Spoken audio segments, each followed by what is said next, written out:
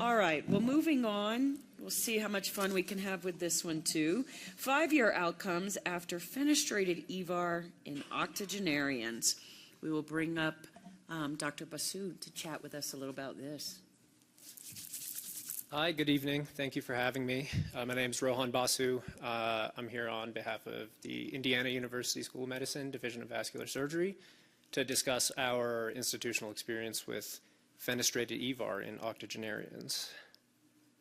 Which one is the advanced? Big green one that says go. That'll do. I have no disclosures relevant to this talk. Just to quickly define the pathology, we have an aging population. This lends itself to likely more elderly patients with untreated AAAs. As the life expectancy also increases, it stands to reason that these patients may be able to live longer to benefit from elective aortic surgery.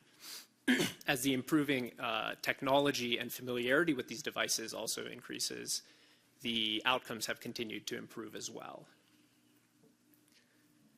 At present, the repair options in an endovascular fashion have superseded actually a lot of the open repairs for these complex AAAs, including juxtarenal, pararenal, or higher aneurysmal disease. At our center, we use the Zenith fenestrated device shown here on the right. Current evidence suggests that in octogenarians undergoing fenestrated repair, that in the midterm, the results are likely similar versus their younger counterparts. However, in the short term, there's some conflicting evidence as to whether they suffer more complications in the short term. Either way, the long-term data, especially in US cohorts, is limited.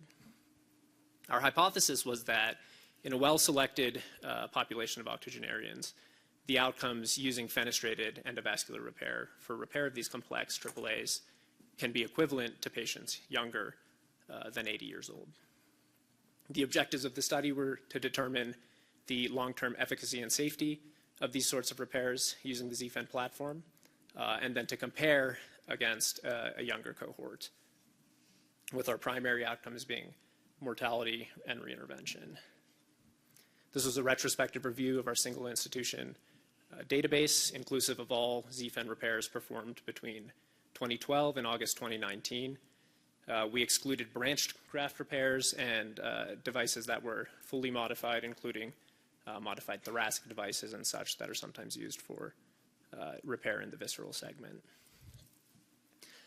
Patient selection and optimization was based primarily on physiologic fitness and anatomy rather than age. All cases were under general anesthesia, and these patients were discharged on dual antiplatelet therapy, followed at 1, 6, and 12 months with CT angiographic imaging, and then annually thereafter, either with CT scan or with ultrasound. So we had 153 ZFen repairs done during this time period. About 18% of this cohort were octogenarians.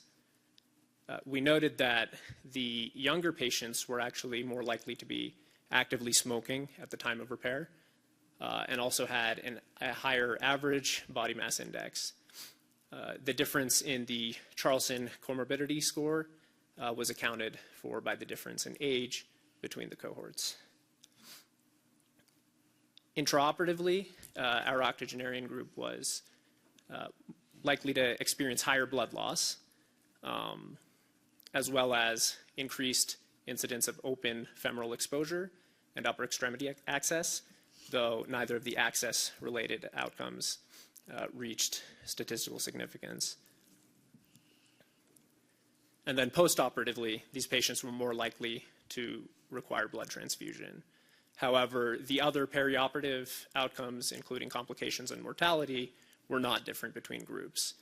Importantly, in an octogenarian cohort, these are patients that frequently require rehabilitation post-operatively. We did not find a difference in length of stay or incidence of non-home discharge in our elderly cohort.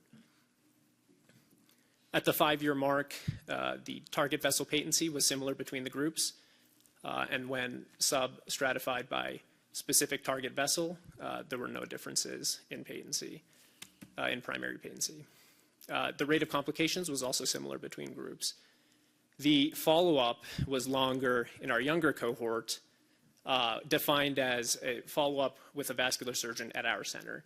Many of these patients are followed at other centers cataloged in our statewide registry for the purposes of survival analysis. If we knew that they were still alive, then they were included. If they had not followed up with anyone at our center or elsewhere, then they were censored from analysis. However, the overall survival, there was no difference at any time point during follow-up, including at 60 months, with an overall survival of 73.8% in the younger cohort and about 2/3 of the older cohort. Our freedom from reintervention also followed a similar trend with no difference at any time point during follow-up. The elderly cohort was actually less likely to undergo reintervention. However, both groups, if they were requiring reintervention, were typically in the first 18 to 24 months of follow-up. Similarly, reintervention-free survival did not differ between groups as either. So in summary, our octogenarian cohort experienced greater blood loss intraoperatively and higher rates of postoperative blood transfusion. There were no differences in other perioperative and postoperative outcomes, including length of stay and incidence of non-home discharge. At 5 years, the survival, reintervention, and reintervention-free survival were all similar between groups. This likely suggests that a well-selected octogenarian patient can safely undergo endovascular repair of complex aortic aneurysms involving the visceral renal segment. Our study is limited due to the fact that it's retrospective. Particularly, we're not able to capture the elderly patients that were not offered repair, which may lend itself to a possible patient selection bias.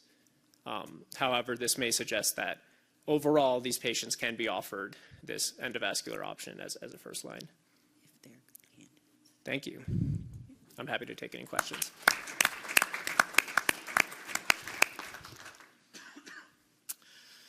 Great presentation. Ian Chetter, I'm from the UK. I say to my trainees, pick winners. And that's what you've shown you can do. You can pick winners. What I'm interested in is how you pick winners. What did you use to select your octogenarians? Was it cardiopulmonary exercise testing? Was it respiratory function testing? Was it echo? Was it review by an anaesthetist, cardiologist? How did you select your winners? Yeah, thank you for the question. I think we tended to delay repair in those patients as long as possible once they had reached criteria for repair. So I didn't show it here, but it didn't reach statistical significance. But the average aneurysm size at repair was slightly higher in our octogenarian cohort. Additionally, the rate of smoking was lower in that cohort as well as the BMI was lower. So I think we may have selected for patients who had better health habits. However, the rate of comorbidities did not differ between groups. So I can't definitively say that the younger patients were sicker at baseline, but we may have been more stringent on some of those other selection criteria. I wish we had a way to capture all the patients who were not offered repair. Then we may be able to better answer that question.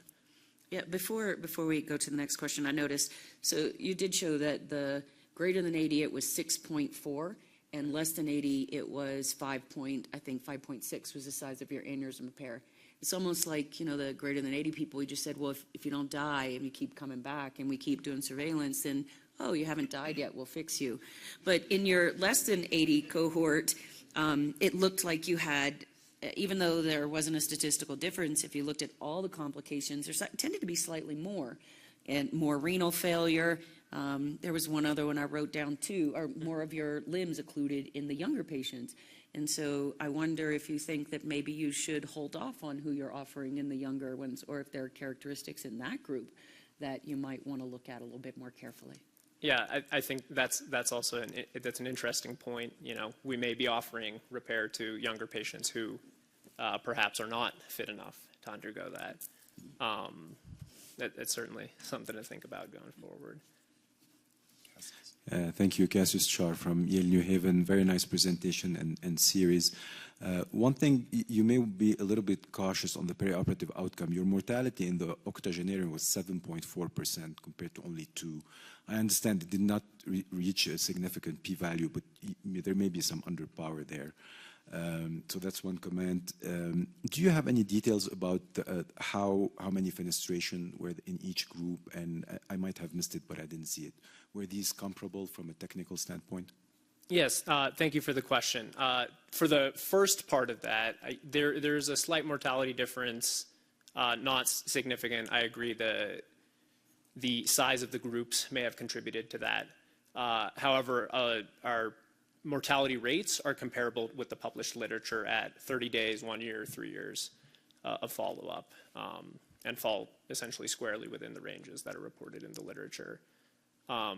And then the second question, sorry, can you remind me? Was on the number of fenestration. I mean, is it just renal, or there like a type 4 where you're having 4 fenestrations, and were these comparable between the two groups? Yeah, the number of fenestrations did not differ significantly between groups. I think it was about 2.3, 2.4 in both groups. Thank you very much. Dr. Ruddy? Hi, Jeannie Ruddy from Medical University of South Carolina. Very nice presentation. Thank you for presenting on this interesting topic. I was curious, when you were going through your groups and thinking about your comparators, did you consider assessing frailty in your 2 different groups as a potential way to identify, again, as this gentleman was bringing up, how you select your folks? Yes, thank you for the question. I think given the retrospective nature of it, one of the other things we considered were frailty scores as well as the SVS risk scores. Unfortunately, some of that data, given that some of these patients were repaired as early as like 2012, was not cleanly available in there. So we included everything that we had data on. It certainly would be an interesting thing to look at going forward. Thank you. Thank you.